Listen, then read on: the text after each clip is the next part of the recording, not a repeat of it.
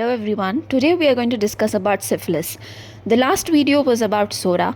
It is a superficial and it is multi-headed or hydra-headed monster. But syphilis is a bit different. Now syphilis and psychosis, both of them occur because of other diseases or like similar to other diseases. Like this is related to syphilis, the other one, psychosis, is related to gonorrhea.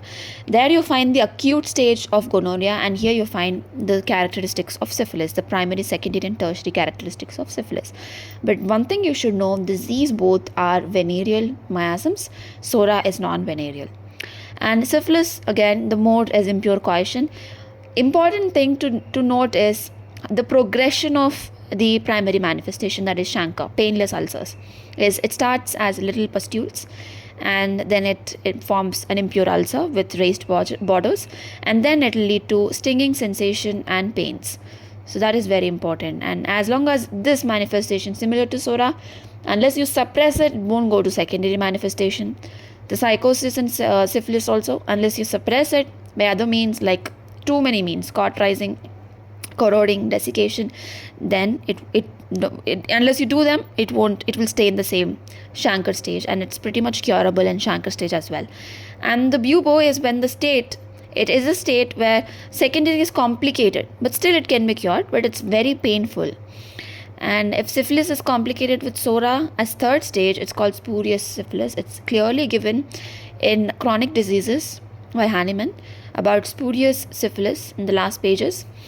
And it's when it is complicated with SORA, and most of the days you find in recent times syphilis is not as pure as it's not manifested in the same way as it is given in the books. It is always or most of the times complicated with other miasm, and in that cases what can be done is, once you get to understand that it's complicated, just give antisoric medicine and then later on go for antisyphilis.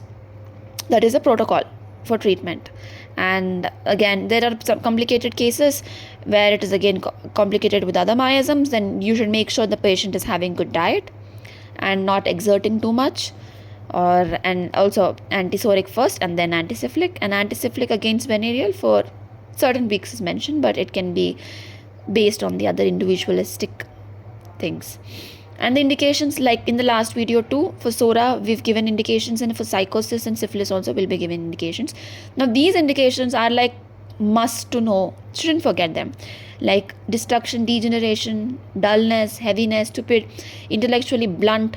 You should understand intellectually blunt is syphilis, and intellectually too much, like it's just cannot expect in a person that normal, it's not that normal, is syphilis usually.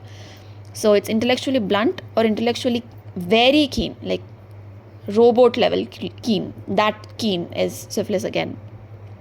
And then closed mouth. You just talk to him today, he's fine, and tomorrow you hear a news that he died by hanging himself. That is syphilis.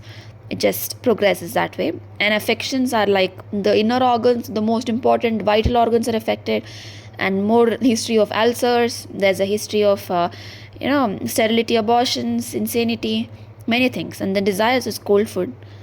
It's just pretty much the important indications. And the important drugs to be noted down in case of syphilis. SORA, you all know the trio of antisorics and many other drugs, so I've not mentioned it. But in syphilis, these are the most important drugs, shouldn't forget. And most of the times you find patient needing them as antisyphilitic remedy, or you don't know what is going on, you can just go for antisyphilitic treatment by using one of the drugs based on the indications. So take care.